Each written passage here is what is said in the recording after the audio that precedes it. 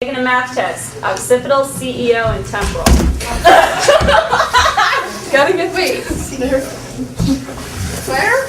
The brain's the interface. The brain's sitting here, you're here, and the world's out there. Everything that you take in is filtered through the brain. All your response is through the brain. So depending upon the connections, depending upon the level of functioning of the brain, will depend upon your world. In small groups, you create a game that presents the main points of the course. What I'd like you to imagine is Milton and Bradley have called you up and said, unified field, it's the buzzword now. I want you to make a game to popularize this concept that the physiology is just consciousness. This is kind of a mock version of Twister. We have situation cards. There's one called Spelling Bee, and you have to put your hand on each part of the brain that it involves, and that would be the hippocampus, the temporal lobe, and the CEO, or the frontal part of the brain. So this is our game. It's called Excuse Me Synapse. The goal of the game is to get as many brain connections on your little scoreboard. Each player is a neurotransmitter traveling down the dendrite into the synapse and into their axon terminals. Nice. Okay, so you go on to the first one.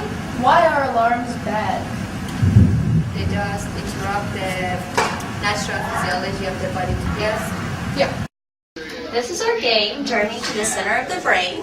Each one of these little spots corresponds with one of these cards. We have acting, true or false, fill in the blank, and questions.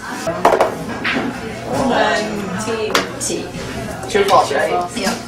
The three layers of the brain are emotional, reptilian, and amphibian. False. That's a trick question. The key is to remember who has what. Yeah. Signs of pseudoscience, male brain characteristics, and action potential. I have synapse. Learners prefer gender stereotypes, neuron cell body, myelin, glial cells, female brain character. Uses anecdotes instead of science. Pseudoscience. Okay. It's like,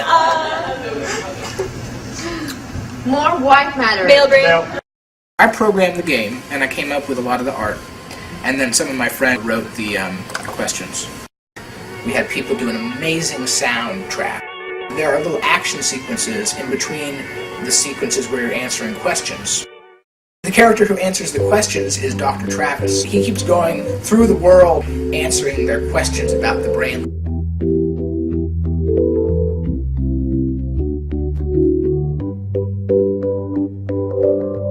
And on the hard levels, if you get the questions wrong, you actually lose a life. At the end of every level, the Golden Dome's gates open and you can walk through into the next level.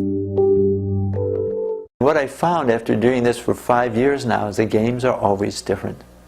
And what it allows the students to do at the end, we take 20 minutes and play everyone else's game. So what you're getting is 11 different angles on the class. And so it's been very successful, and students have remembered the points I've taught them. Basically, you get to choose any of these that you want to be, any of these caterpillars. Then you can jump from a leaf to a flower or a thorn. And depending on whichever one you land on, you pick a flower, then you pick one of these cards. For leaves, you pick one of these. And for thorns, you pick one of these. And thorns set you back. And then you go all the way up, and then you reach cosmic consciousness, and then you get your wings. So the caterpillar becomes a butterfly. Over the brain.